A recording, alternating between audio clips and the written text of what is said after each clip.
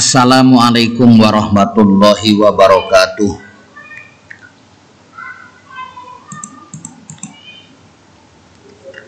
Para peserta didik yang saya banggakan, insya Allah pada kesempatan ini saya akan menyampaikan materi tambahan, yaitu Quran Surat An-Nisa ayat 59. Mohon agar disimak. A'udzu billahi minasyaitonir rajim. Bismillahirrahmanirrahim. Ya ayyuhalladzina amanu atti'ullaha wa atti'ur rasula wa ulil amri minkum. Fa in tanaza'tum fi syai'in farudduhu ilallahi war rasuli in kuntum tu'minuna billahi wal yaumil akhir. Dzalika khairu wa ahsanu ta'wila. Yang artinya, wahai orang-orang yang beriman, taatilah Allah dan taatilah Rasul, yaitu Nabi Muhammad, dan ulil amri, yaitu pemegang kekuasaan di antara kamu. Kemudian jika kamu berbeda pendapat tentang sesuatu, maka kembalikanlah kepada Allah, yaitu Al-Quran, dan Rasul, yaitu sunnahnya. Jika kamu beriman kepada Allah dan hari kemudian, yang demikian itu lebih utama bagimu dan lebih baik akibatnya.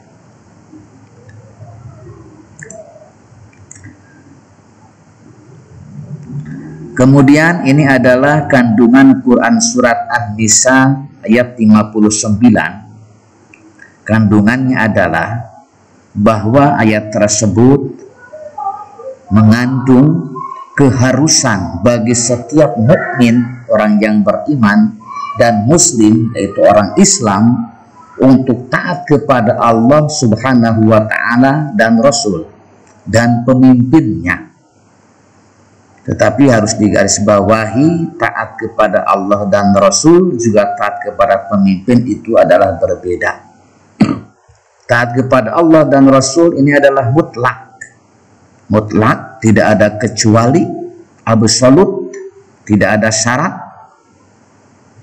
Sedangkan taat kepada pemimpin ini adalah ada syaratnya. Nanti insya Allah di depan akan ada. Ketaatan dan kepatuhan yang dilakukan hendaknya didasari atas keimanan yang bersumber dari Al-Quran dan hadis. Ini adalah kandungan yang kedua. Kemudian yang ketiga, keharusan menaati pemimpin yang benar. Pemimpin yang benar. Taat kepada pemimpin itu syaratnya benar. yakni pemimpin yang perintah dan tindakannya tidak bertentangan dengan nilai-nilai yang terkandung dalam Al-Quran dan hadis. Kemudian, selama pemimpin memerintahkan kebenaran, wajib hukumnya untuk ditaati dan dipenuhi. Begitu pula sebaliknya.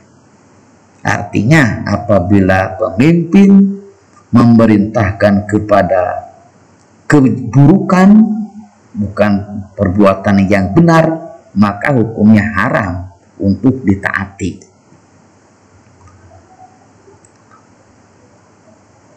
Terus selanjutnya adalah Quran Surat An-Nahl ayat 64. A'udzu billahi minasyaitonir rajim. Wa ma anzalna 'alaikal kitaba illa litubayyana lahumul ladzi ikhtalafu fihi wa hudaw wa rahmatal liqaumin yu'minun.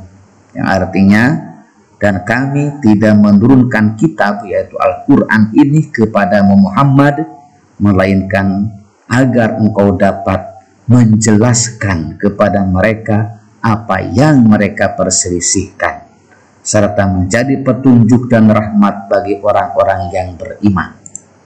Ini adalah isi kandungannya dari surat An-Nahl ayat 64. Yang pertama, kandungannya adalah sebagai dasar dan pedoman yang dapat membuka pikiran untuk dapat menilai kebenaran atas bimbingan wahyu.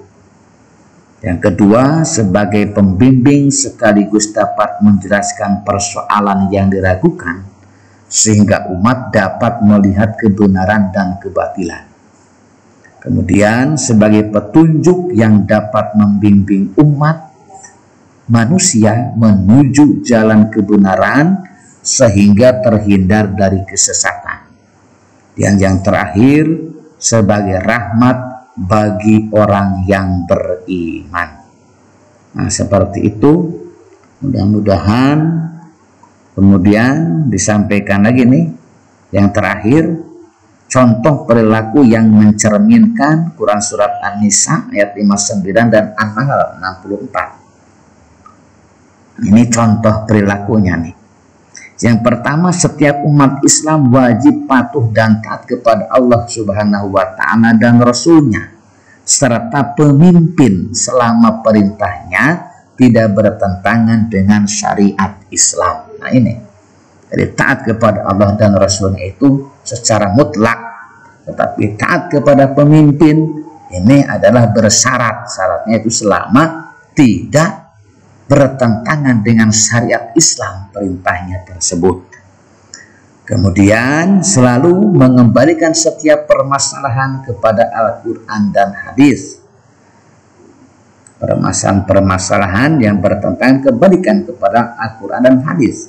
Dan apabila tidak mampu, kita tidak menguasai Al-Quran dan hadis, maka kewajiban kita adalah bertanya kepada orang yang mampu, orang yang menguasai Al-Quran dan hadis, bertanya kepada ahlinya. Jangan menafsirkan sendiri. Kemudian meyakini bahwa Al-Quran dan hadis dapat dijadikan pedoman dalam kehidupan di dunia. Kemudian selanjutnya, senantiasa memahami isi kandungan dari Al-Quran agar dapat membedakan sesuatu yang benar dan salah. Nah ini semoga bermanfaat bagi para peserta didik semuanya. Silahkan untuk disimak, untuk diteliti, diamati, dan apabila perlu untuk dicatat silahkan dicatat. Sekian dari saya. Wassalamualaikum warahmatullahi wabarakatuh.